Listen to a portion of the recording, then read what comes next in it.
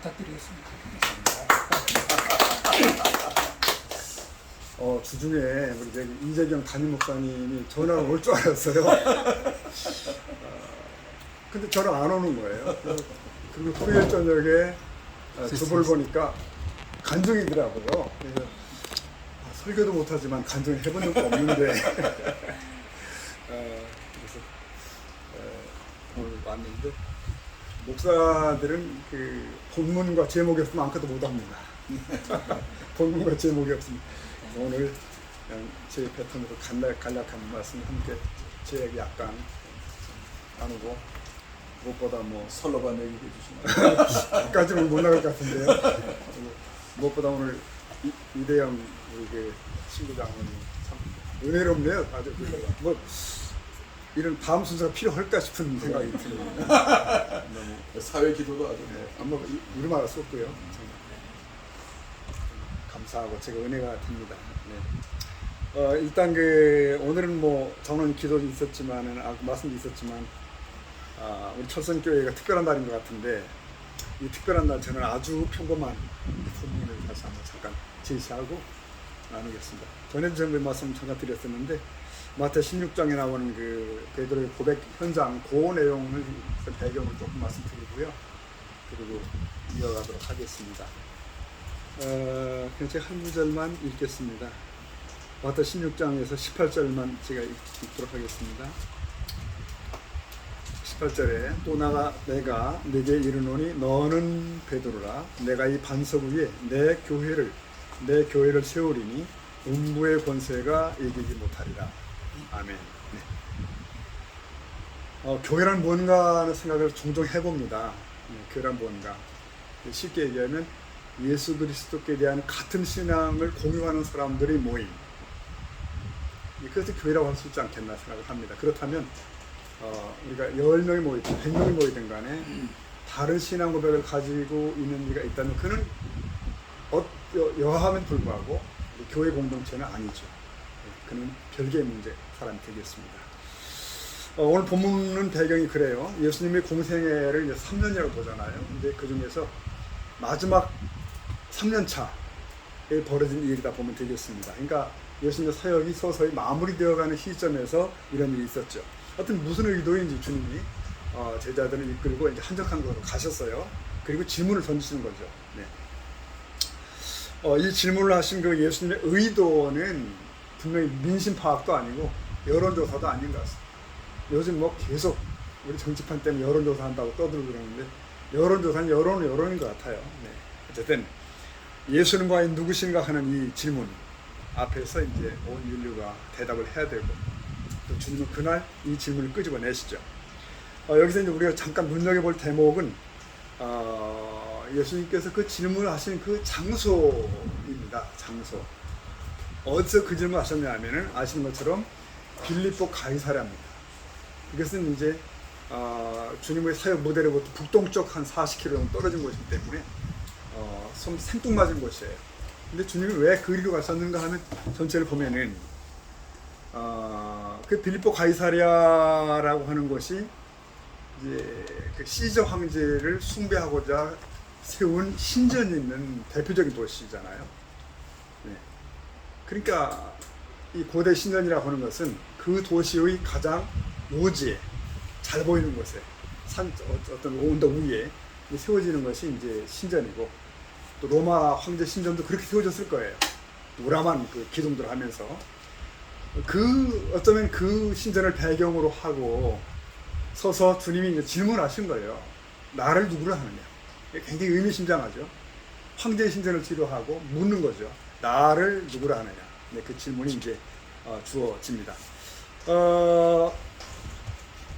이 질문할 때 이제 제자들은 이제 쉽게 풍문을 얘기하죠. 풍문. 여기 거기 보면 이제 셋이 나와요.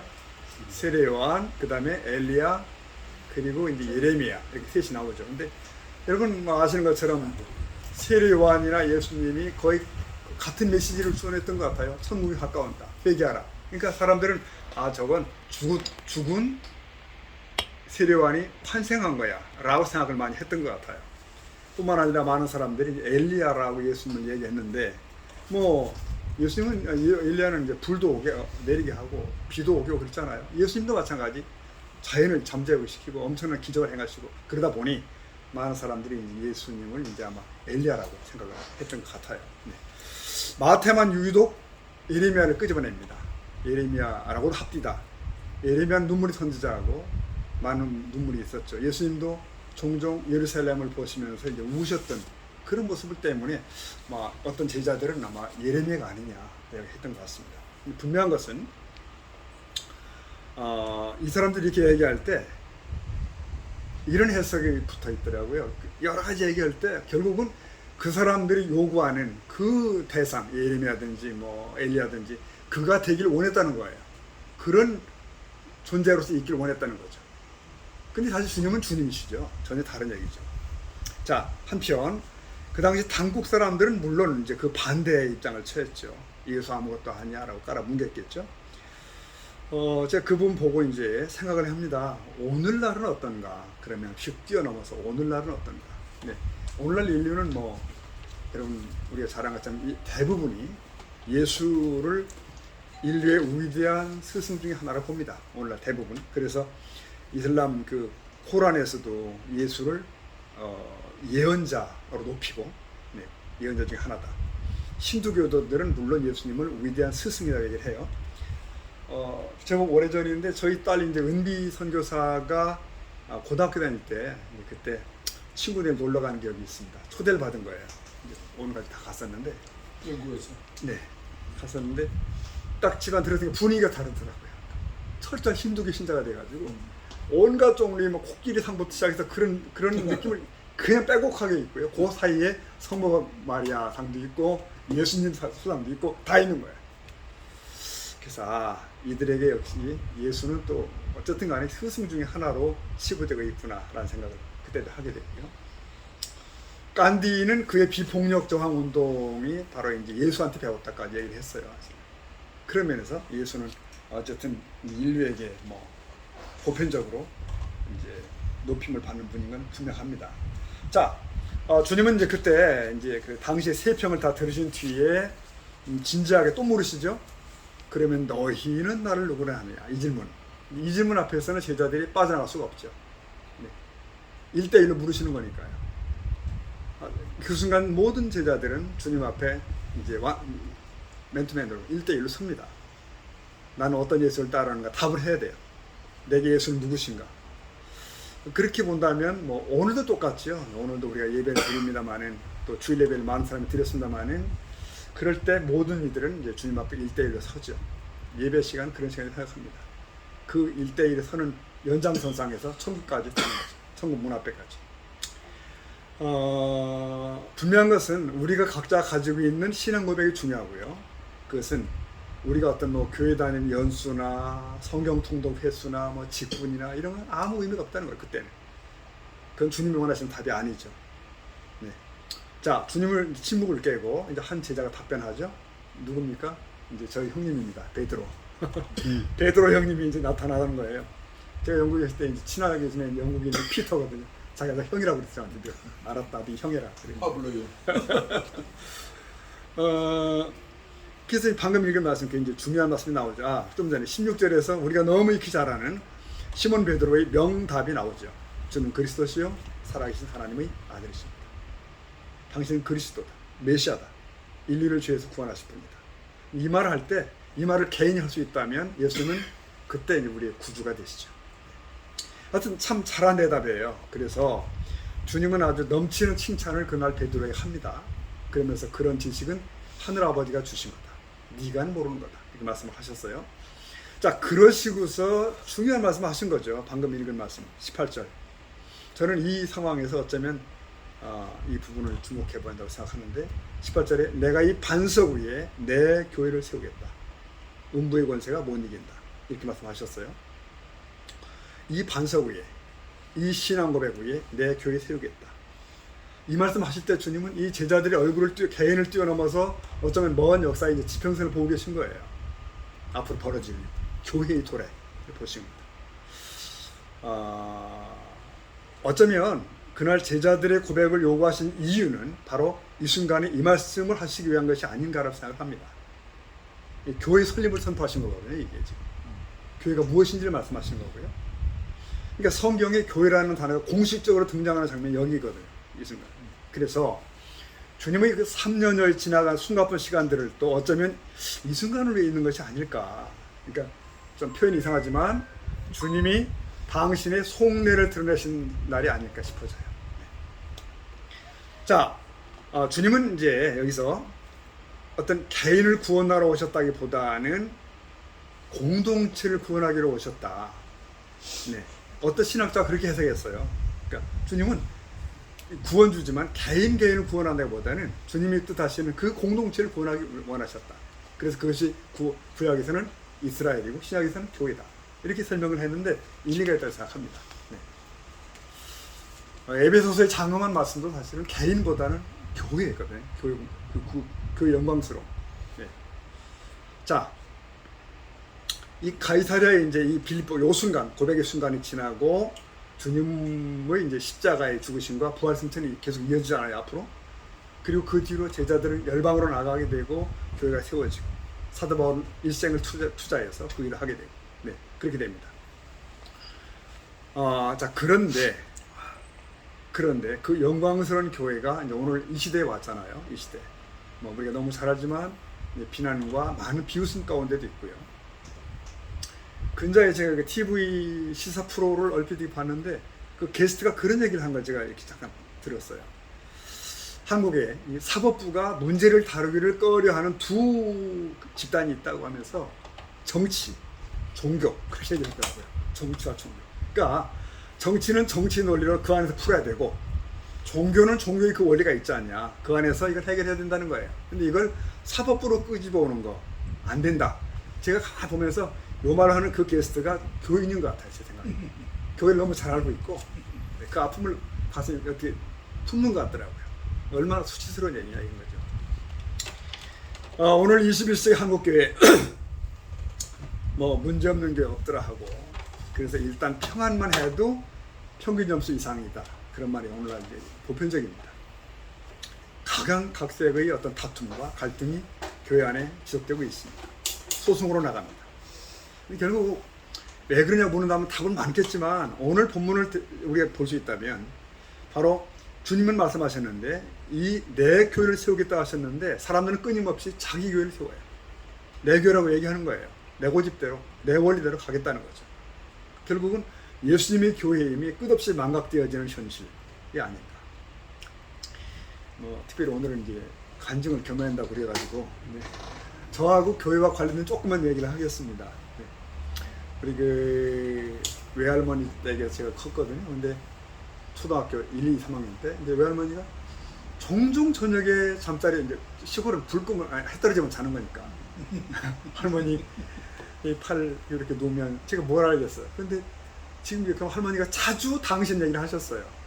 내가 14살에 시집 와가지고 와보니까 빚을 얻어가지고 결혼식을 했고 이렇게 시작돼가지고 얼마나 그 처연한 얘기를 많이 하시는지 몰라요. 근데 그때 제가 뭘 알겠어요. 아무 공감이 없죠. 저는 뭐 이따가 졸고 자는 거죠. 할머니가 자주 그 말씀 하시면서 당신의 생애를 책으로 쓰면 한 바지개가 넘는다. 왜 이게 지게 위에 이렇게 쌀이 엮어놓은 그걸 바지개라고 저희는 그러거든요. 저희도 그 말씀을 자주 하셨어요. 그러니까 참 그렇게 표현하셨어요. 할 말이 많다. 그 뜻이죠. 누구든지 그런 생이라고 생각합니다. 저도 뭐 그렇게 했고 그래서 일조각을 좀 말씀을 잠깐 드리려고 생각합니다. 우리 중에 모태신앙 계시겠지만 저는 또 그렇게 말하면 보통 모태신앙은 아니고요. 교회와 함께 태어난 모태신앙입니다. 이게 제가 태어나던 해에 교회가 세워졌고 제 고향 교회는 저와 나이가 같습니다. 주폭교회는 저와 나이가 같아요. 그래서 이제 교회 마당에서 소꿉장만 하면서 컸고 그러니까 성장기는 교회가 내 생활인 줄 알았어요. 다 그냥 그런 줄 알았어요. 그냥. 네. 근데 단 하나 궁금한 것은 왜 교회는 자꾸 담임 목사님이 바뀌나 담임 목회자님 전사님이 바뀌나 이 생각이 참 궁금했어요. 왜냐하면 농촌교회이다 보니까 이게 전사님들이 늘 부임해 왔는데 이분들이 3, 4년 지나서 목사가 되면 읍내교회 도시교회로 다 가신 거예요. 다 계속 떠나시고 그때 어린 마음에도 아니 하나님의 종들이라고 그러는데 이래도 되나? 다 떠나시고 그러시는 거예요. 예, 그런 기억이 납니다. 예. 이제 그러다가 이제 다 생각하고 그 고등학교 유학을 해서 서울에 옵니다. 서울 와서 교회가 신길동에는 교회에 다녔는데 그 교회에서 철거 생을 하나를 만난 거예요. 저도 이제 철거 들어와 있는데 결국은 단짝이 됐어요. 그래서 이 친구는 뭐 키도 크고 자신만만하고 학교에서는 밴드 마스터 하고 뭐 그래요. 박해붕. 저는 시골에서 막 올라온 시골도 아무것도 모르는데 이 친구는 서울 태생이잖아요. 그래서 고등부 시절에 어쨌든 행복했습니다. 학교 생활에 재미없었어요. 하지만 학교에서도 이렇게 이대형도 만나고 뭐 그런 것도 있었어요. 또. 짝꿍도 하고. 토목하니까. 네. 어쨌든 저는 이제 꽁차 탔잖아요. 꽁차를 타면서 꿈을 키웠죠. 나도 졸업 후에 철도에 들어가면 나도 안정된 생활을 할 수 있다. 너무 가난했으니까 그때 월급 주겠지. 뭐 그런 생각에서 철도의 꿈을 키웠어요.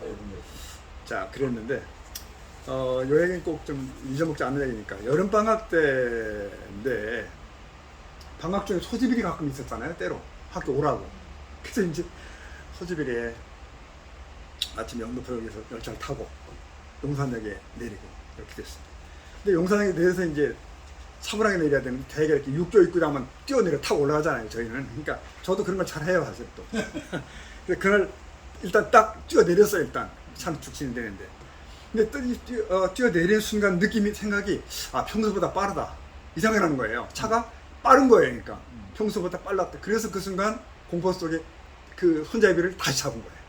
손 나왔으면 턴업을 내려오면 되는 건데 옮겨치인 겁니다. 그러니까 쭉 끌리는 거죠. 그래서 이 열차 난간하고 그 플랫폼 그 사이로 몸이 빨리 들어갔어요.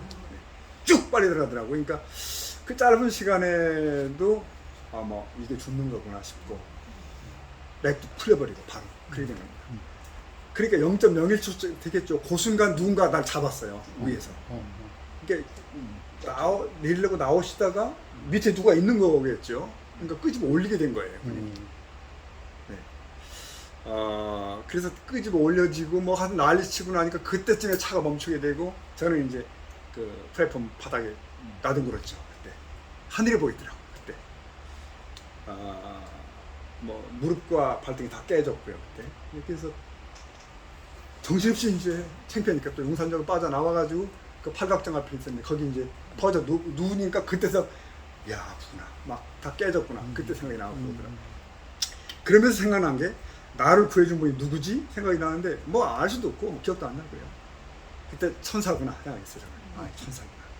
그리고 하나님 보내셨구나. 근데 그런 조각들이 나중에 제가 확 바꿔서 신학교로 가게 된 어떤 동기 중에 하나가 됐던 것 같아요. 뭔가 분명히 있었던 것 같아요. 네. 덤으로 사는 된 거니까요. 자, 뭐 33살의 목사가 되었습니다. 저도 이제 예수님 나이가 됐어요.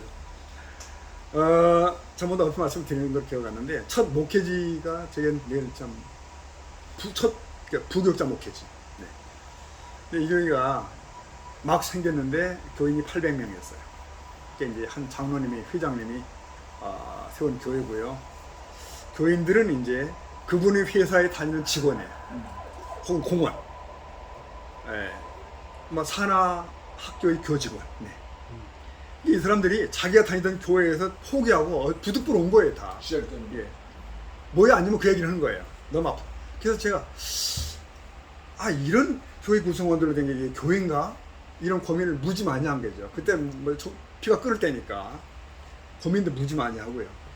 이 교회인가? 이 생각도 하고. 근데 어쨌든 이 장로님의 열심이 대단합니다. 대단했고요. 그래서 뭐 담임 목사님도 못 따라가요. 그래서 이 담임 목사님도 이 장로님의 생각을 맞추기에 늘 분주해요.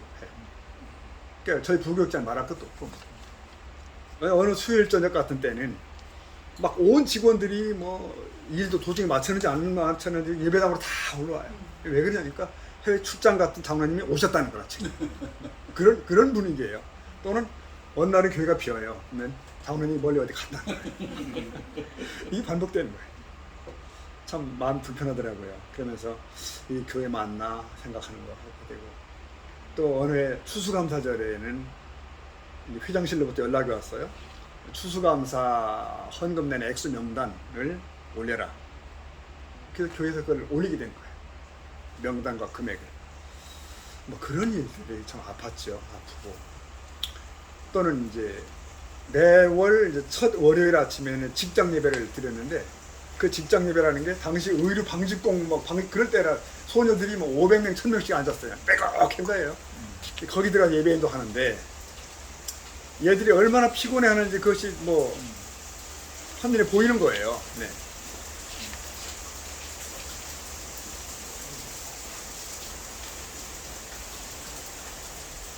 비가 오는가 보네.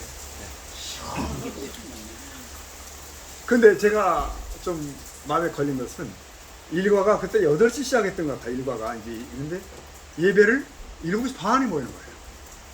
아니, 제 생각에도 일과가 8시면 8시 예배하기 시작해야 되죠.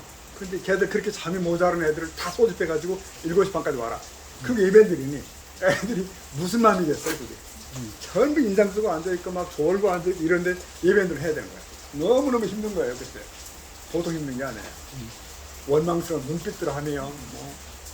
어쨌든 그럼에도 이 장로님의 열심은 누구도 따라갈 수가 없어요. 근데 일을 못 쓰게 하는 거야. 그러나 제 생각에도 그래요. 이분이 어쨌든 열심은 뜨겁지만 자기 방식과 자기 논리를 절대로 양보를 안 하는 거예요. 교회도 그래야 한다는 거예요. 회사도 그렇게 돌아가야 되고. 그래서 회사, 학교, 교회가 삼위일체라는 개념으로 만들어가지고 막 돌리는데 바빴습니다, 정말. 네, 힘들었습니다. 그렇게 이제 초전에 제가 박살나고 공부를 하고, 그리고 이제 그 다음에 이제는 담임 목사를 이제 부임해 갔습니다. 아직 뭐 30대 중반이죠. 근데 서울 인근의 교회인데 개척된 지 이제 만 3년인데 한 100여 명의 젊은 부부들이 모였는데 분위기가 빵빵하더라고요. 생생해요, 너무. 그래서 마음이 뜨겁더라고요. 그래서 계산도 못하고 부임을 했죠.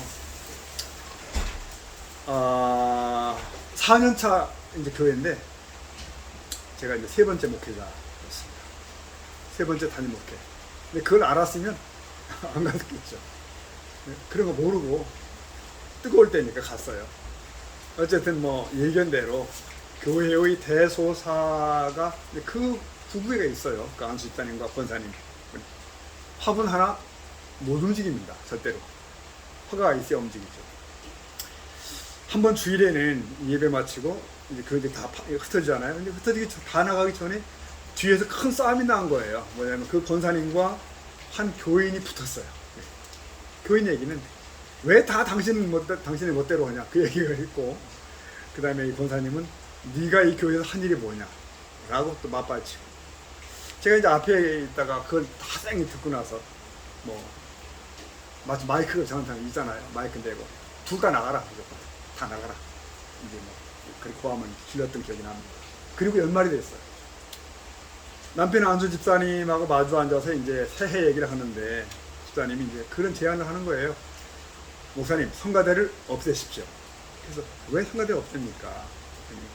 이 성가대가 문제의 근원이라는 거예요. 여기서 다 말들이 나와가지고 이거 없애야지 안 된다는 거예요. 제 생각은 다릅니다. 그래도 사람들 고치더라도 있던 성가대를 없애가지고는 이건 안 되지 않느냐 라고 결국은 충돌이 된 거예요. 대화가 잘 안 되고. 그래서 그해 12월 30일 날 이제 뭐 이삿짐을 싸고 떠난 겁니다. 그냥 떠났어요. 자, 뭐 때때로 지금 집사람하고도 앉으면 그때 얘기를 많이 해요. 그런 시절 얘기를 하는데 정답을 지금도 말할 수는 없어요. 하나 지금이라면 조금 다르게 했을지 모르겠다. 그분들과 조금 다르게 접촉하고 뭔가 그런 아쉬움이 계속 남고. 그러면 그분들이 바뀌면 뭐 답인가? 그 뒤로 저도 제 길을 걸어왔죠. 목회자 길로. 근데 가만히 생각하니까 저도 제 고집과 제 어떤 원리를 상당히 많이 중시했던 것 같아요.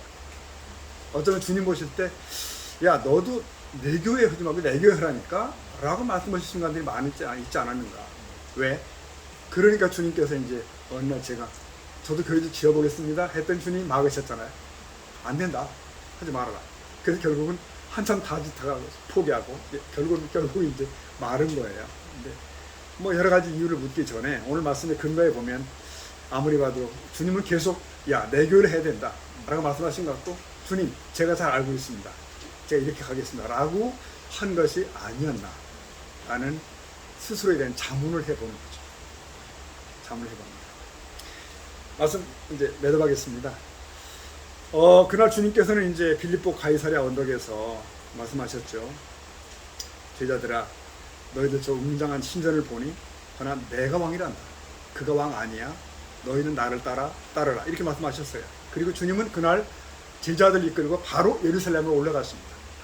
예루살렘에는 십자가가 있었고 죽음이 기다리는 순간이에요. 때가 그렇습니다. 그것이 주님의 길이었어요. 그게. 그리고 제자들이 가야 할 길이었죠. 오늘 주님의 교회, 주님의 길, 그 원리를 오늘 우리들의 교회가, 한국교회가, 또 우리들의 교회가 다시 회복할 수 있다면 주님은 새 일을 시작할 수 있겠다 싶어지고요. 무엇보다 철선교회도 역시 주님의 교회죠. 그죠? 네, 우리가 그 원리를 또 놓치지 않고 갈 수 있다면 주님 보시기에 곱고 아름다운 교회가 될 수 있을 줄로 믿습니다. 아멘. 제가 이 말씀 읽어드리고 마치겠습니다. 베드로전서 2장 21절 말씀 제가 좀 베껴왔는데요. 이렇게 되어 있습니다. 이를 위하여 너희가 부르심을 입었으니 그리스도도 너희를 위하여 고난을 받으사 너희에게 본을 끼쳐 그 자취를 따라오게 하려 하셨느니라. 아멘. 잠깐 기도하겠습니다. 하나님, 철없는 저희들을 부르셔서 하나님 사람 삼으시고 때로는 사역자로 삼으시고 주의 일들을 맡기심을 감사합니다. 그러나 너무 부족해서 주님이 그렇게 원하셨던 주님의 교회, 주님 왕 되시고 주인 되신 교회를 이루지 못하고 사회 속에서의 비난과 우리 자신의 상처를 안고 있습니다.